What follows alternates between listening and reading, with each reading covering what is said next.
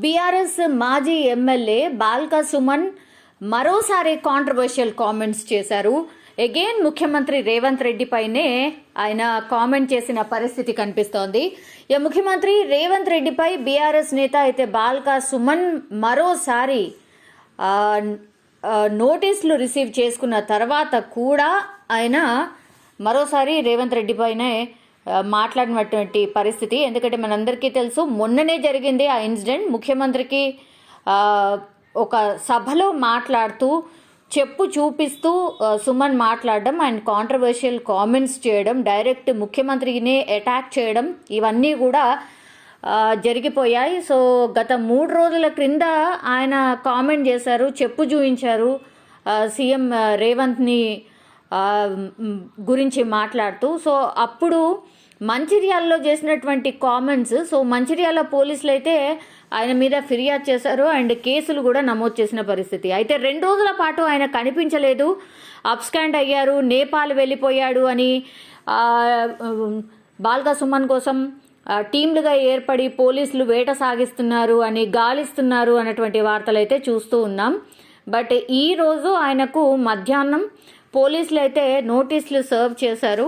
So నోటీసులు serve చేసినప్పుడు కూడా ఆయన రెస్పాండ్ అవుతూ ఆయన ఒకటే చెప్పారు, నేను ఎటు పారిపోలేదు, నేను ఇక్కడే ఉన్నాను, పార్టీ మీటింగ్స్ కూడా అటెండ్ చేస్తూనే ఉన్నాను, మీకు కనిపించకపోతే నేనేం చేయను, నేను ఎటు పారిపోను, నేను ఉద్యమం నుంచి వచ్చినటువంటి నాయకుడిని, పారిపోయే లక్షణం నాకు లేదు అన్నటువంటి ఘాటు వ్యాఖ్యలు కూడా ఆయన చేయడం జరిగింది. సో ఈ నోటీసులపై అయితే అగైన్ ఆయన స్పందించారు. నోటీసులు రిసీవ్ చేసుకున్నారు తెలంగాణ పోలీసుల నుంచి, అండ్ నోటీసులు రిసీవ్ చేసుకున్న తర్వాత ఆయన స్పందించారు. ఈరోజు డైరెక్ట్గానే తెలంగాణ భవన్లో బాల్క సుమన్ మీడియాతోనే మాట్లాడుతూ, రేవంత్ ఒక క్రిమినల్, ఓటుకు నోటు కేసులో దొరికిపోయిన ఒక దొంగ అని డైరెక్ట్గా అగైన్ ఆయన మీద ఆరోపణలు అయితే చేశారు.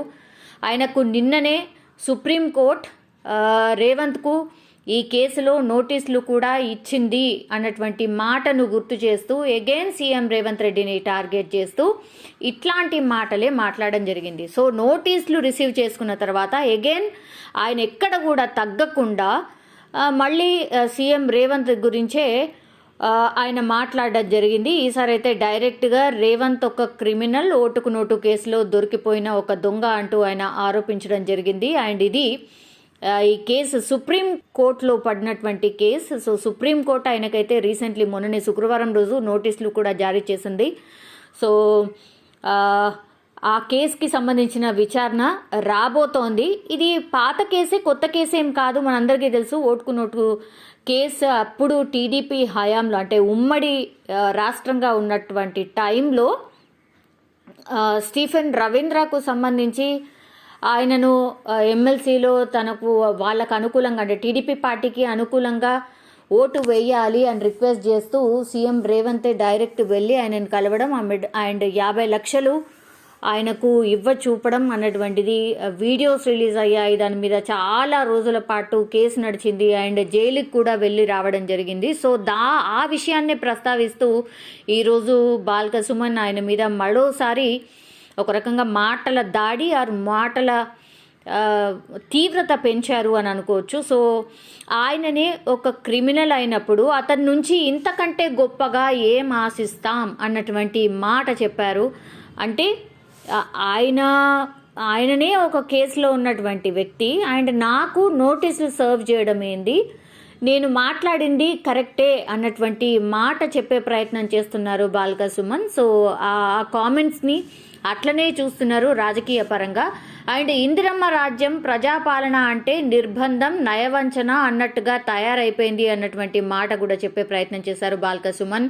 ఈ రాజకీయ కక్ష సాధింపు చర్యలను ఇప్పటికైనా ఆపేయండి, రాజకీయంగా ఒక కక్ష సాధింపు చర్యల్లాగానే వీటిని చూస్తున్నాం అన్నటువంటి మాట చెప్తున్నారు. అండ్ నేను ఇట్లాంటి పదాలు వాడడానికి కారణం కూడా ఇట్లా కాంగ్రెస్ ప్రభుత్వం కేసులు పెడుతోందని, మరియు నేను ఉద్యమ నాయకుడు అండ్ మాజీ ముఖ్యమంత్రి కేసీఆర్ పైన మరి రేవంత్ కూడా ఇట్లనే మాట్లాడిండ్రు కదా. సో కరెక్ట్గానే మాట్లాడాను, ఆయన మీద మరి అట్లా ఎట్లా మాట్లాడతారు, మాజీ ముఖ్యమంత్రి కేసీఆర్ పైన అండ్ ఆయన ఉద్యమ నాయకుడు, రాష్ట్రాన్ని సాధించినటువంటి వ్యక్తి, ఆయన మీద మరి రేవంత్ మాట్లాడిన మాటలు అవెట్లా ఉన్నాయి, మరి దాని గురించి ఎవరు ఎందుకు మాట్లాడట్లేదు అని కూడా క్వశ్చన్ చేస్తున్నారు బాల్క సుమన్. అలాంటప్పుడు అట్లా మాట్లాడినప్పుడు సీఎం రేవంత్ పైన కూడా మరి కేసులు పెట్టాలని ఆయన డిమాండ్ చేస్తున్నారు. కేసీఆర్ అండ్ తమ పార్టీ నేతలపై,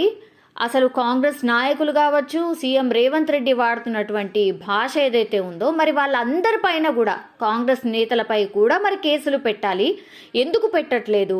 ఇప్పటిదాకా మేము చాలా ఫిర్యాదులు చేశాం, మరి ఇష్టం వచ్చినట్టు మాట్లాడుతున్నారు కాంగ్రెస్ నాయకులు, ఇష్టం వచ్చినట్టు బిహేవ్ చేస్తున్నారు, ఎక్కడ కూడా ప్రోటోకాల్ పాటించట్లేదు, ఎవరిని పడితే వాళ్ళను ఎంత అంటే అంత మాటలు మాట్లాడుతున్నారు, మరి మేము కూడా కేసులు పెట్టాలని రిక్వెస్ట్ చేసినప్పుడు మరి వాళ్ళ మీద ఎందుకు కేసులు పెట్టట్లేదు అన్నటువంటి మాట మాట్లాడారు. ఎగైన్ ఆయన ఇలాంటి కాంట్రవర్షియల్ కామెంట్స్ చేశారు. మరి తమ నేతలపై కాంగ్రెస్ నాయకులు అడ్డగోలుగా మాట్లాడితే ఊరుకునేది లేదు. ఇంకా మళ్ళా కూడా మీరు మాట్లాడితే ఎస్, మాటకు మాట మా వైపు నుంచి కూడా ఉంటుంది. మరి మీరెంత ఘోరమైన లాంగ్వేజ్ మాట్లాడుతున్నారు, మమ్మల్ని ఎందుకు పాయింట్అవుట్ చేస్తున్నారు? కాంగ్రెస్ నాయకులు మాట్లాడితే అడ్డగోలుగా ఏదైతే మాటలు మాట్లాడతారో అంతే ఇదిగా మేము కూడా మాట్లాడబోతున్నాం అన్నటువంటి మాట కూడా చెప్పారు.